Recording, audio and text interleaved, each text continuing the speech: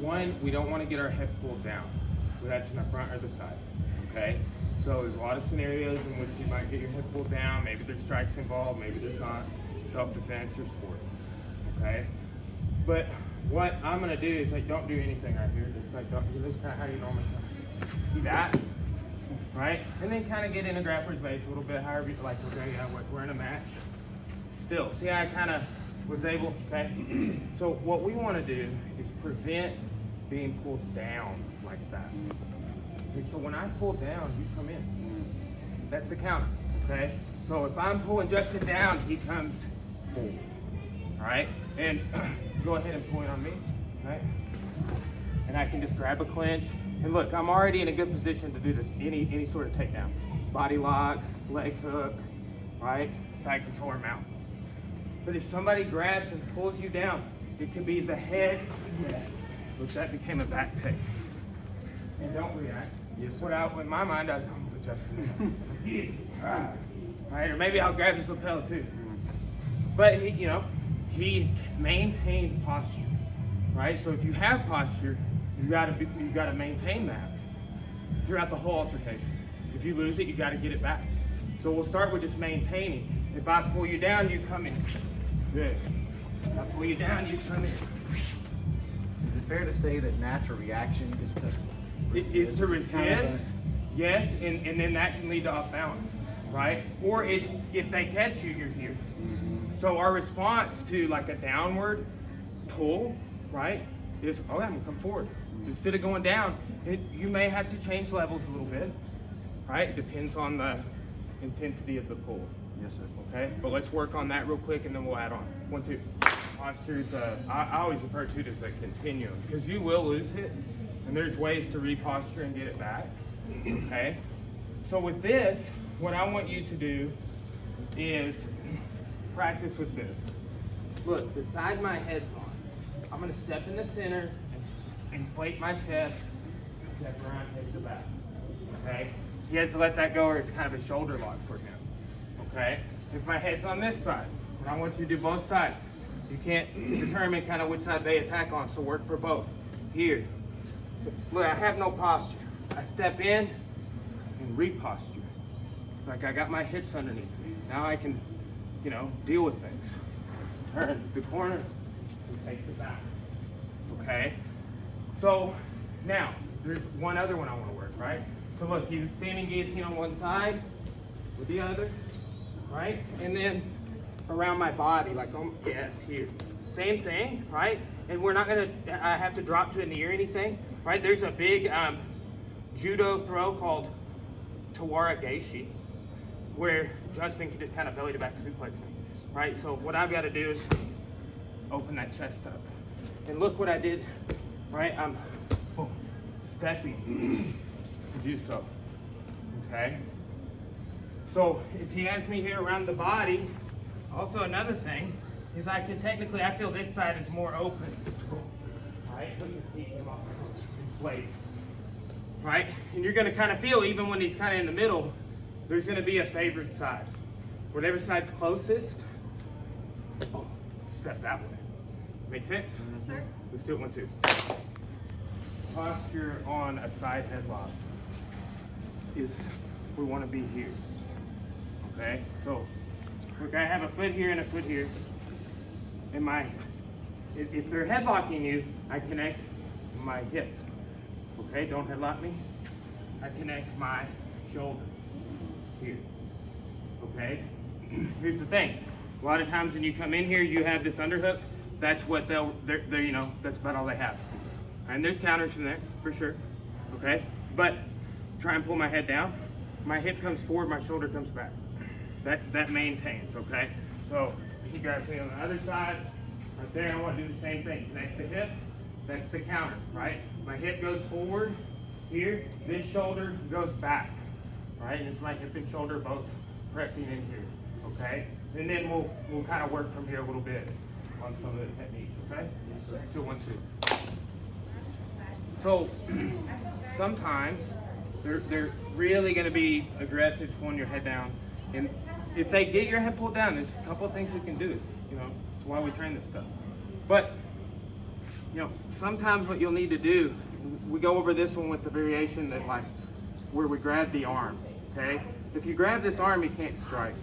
If I grab right here, he can punch straight down and get out of it, whether there's strikes or not, okay? So here, if I step back, right, like, yeah, I could step up into him, his counters to certain things he'll do, but think about, like, if he's pulling my head down, right, I want to open his, like, look how that took the slack out of this shoulder and everything here.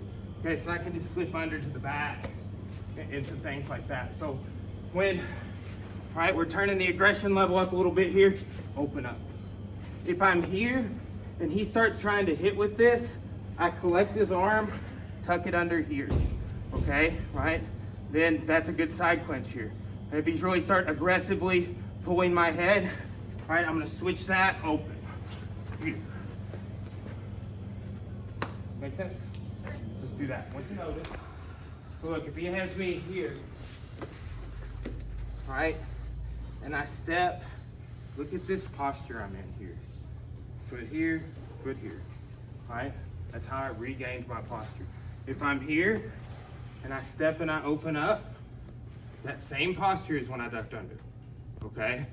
I really like that term, inflating the chest, right? But it's not necessarily pinching my shoulders in the back. Like I'm not, you can do that, but I think there's a point of like over engagement, and it depends.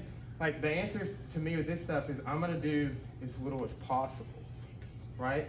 Because when you hold this effectively and he pulls super hard, pull my head down, he's taking himself out, okay? So think about it in that context, but also look at the similarities of the feet.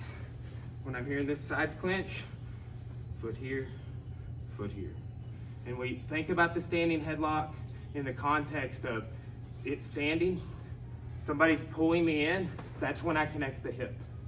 Okay, so that's something to remember.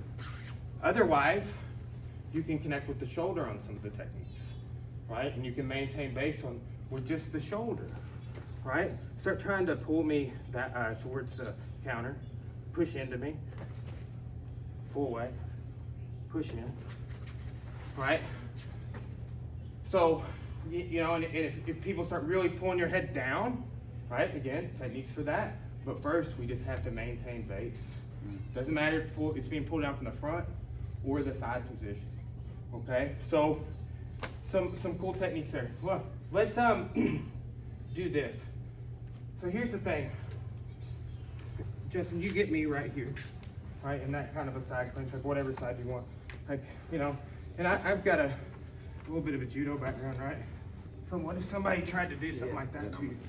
You might go. Exactly. But if you maintain base, you know, okay, it's not that big of a deal. There's things you could do. But think about this. If I'm here and he does something like reaches across, okay, go ahead and reach across there, boom. Right here. Okay, I'm grabbing. Whether he reaches across or not, I can grab right here or here. But what we're gonna do is we're gonna step in and just lift with our hip, okay? Now to ensure he doesn't go, that he goes to the floor and doesn't take me with him, I'm just gonna do this to his foot. Nothing crazy. You heard that sound because I didn't take my foot off the mat, okay? So here, I pick this single up, I step in. When I do that, I lift with my hips in, okay? I land a lot with this straddle here, and you're one easy switch to the knee on belly. Okay, take all that slack out, no foot hanging out so he can scoop it up. Put in our hand in the bicep on this other side, and I like wrist control here because it's good gear, no gi. Right, so but the thing is, right, if I'm holding this and he tries to reach across with his leg here, I can reach and grab that. Right, there's a throw oguruma where they go really high on the hip. There's harai, where you go there at the thigh, you know, knee, below even, but somebody reaches across, that's it, you know, just be looking for that. Okay, people do it that don't even train that much, or at all. I see kids do it. All right, so, but here, right, maintain this base, right? And I'm looking to come here and lift, right? Lift with your hips, look, that got his foot up. I'm just gonna ensure he can't put it back down. Don't let your head cross the center. Push your head back, okay? Take all that slack out, go all the way across the belly with the knee on belly. Does that make sense? Sure. So 1, 2. Sometimes you can do that lift. You know, it's a good one. Some variations of that. I can hold your hip.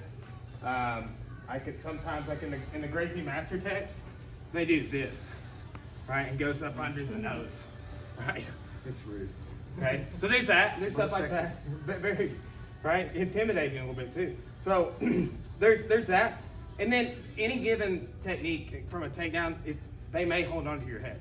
Again, this is kind of like what we're working on headlock defense. And we never want to pull away from that. It's going to be terrible for like our spine, right? Your neck, your back. We don't want, if we can't use that for our jiu-jitsu, it's just like, it's so many times we're pulling when we should be pushing and coming in, right? So it's just instinct when somebody pulls your head to kind of pull away. When like, it's the same thing earlier, like step in, connect your hip, boom. It's the same exact thing we started with, okay? But look here, it's another technique, and I've got good connection. I'm gonna go here and I'm gonna drop back. If he holds onto my head, right there, I step over and lean forward. Now, base in front of his head and go live toe here. Okay? He can't move forward or backwards. I'm gonna lean some weight. That's gonna allow me to step over. Now I'm gonna start engaging my hip as I go to the thumb and fall back. Okay? So we're getting into here. Step over, hold on to the head. Step over here, boom, base. Live toe, here. Guys, you can finish right there. Grab the knee, pull back. Okay? One more time. This would be a variation of like a throw in judo called ukiyotoshi. Here, maintain that base. Hook here, step back, and drop. He holds on, go forward, and you step over. Boom. Right there.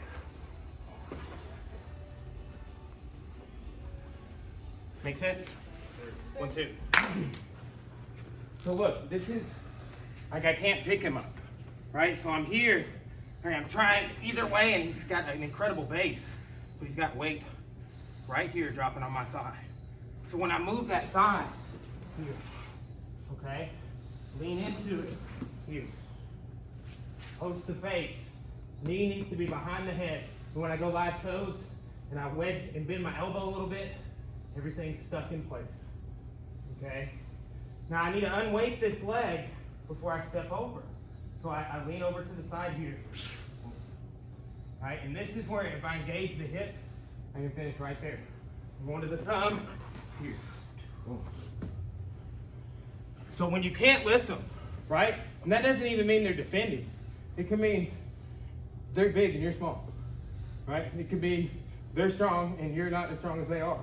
They are tall and you were short, like any of that, right? There's times where it's like, I wouldn't advise you to just lift that person up. It might make you a little more tired in that situation. Here, when they're hard to pick up for any reason, that's when we do this other one. Let's go 1, 2. Let's start with that. Oh, yeah. Perfect. Okay. Here. I'm just gonna grab you. Like, imagine I completed my task and I slung you to the ground by your coconut. So, but just lay on it. All right. So I grab his head and I pulled it out of your wrist before you completed the throw. We're in this position. Not Tetsugatami. I don't have his arm. Okay. Now, I'm going to be teaching a version of, using a hip escape to get out of this, okay, and using a frame, all right? So that doesn't mean that's what you have to do, and I'm just going to give you minimal resistance. Go ahead and get out.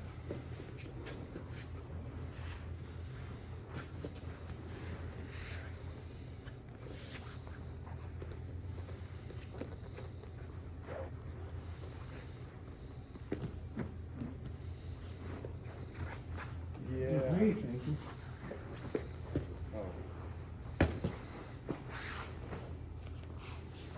skin your head. Anybody ever have an uncle do that to him? Oh, I did not mess that. All right, sorry to bring up that trauma. But anyway, so that happened to me with Hicks. He was like, but he let me get out the first time. I'm not gonna be that nasty. All right, but he let me get out. And he's like, oh yes, very good. And he's like, no, no. Yeah, good, right? This is the first thing that he shows. It's like that thing I was saying from standing, like grabbing the arm. I don't see anybody else showing this. I see people teaching this frame escape. And he and then some of his students are the only people that I've seen show this one detail. Okay, so look, again, so your hands get together. So, right, I've got to get my arm out here and then frame, okay? So here, it's not strong, right? So I need to get it here, right? And then push, right here, and it broke it, okay? If it doesn't break it, come back, right? So, right, I want to elbow out, frame, okay? Go back, don't like hold on hard, right? Then I'm gonna start walking here. And guys, I like to do the one I was showing earlier. Here's a cool variation where I just do belly down arm bar. Okay? Right there. Keep to the end of the thumb strategy we're talking about. And I just slide down this arm and I hook. And then engaging my hip like that. Okay? So this is a very strong frame, but if I'm in here, it's collapsible. So I need to wheel it out to the side, okay? So, you know, and again, this is the context of headlock, and then this escapes when he has the arm, right? Here, here. Look at my feet. Basing in here, that knee is pointing this way. And then that heel is inverted. And my ball of my foot is dug into the mat. I connect, right? Like a lot of times that was, and then that broke it.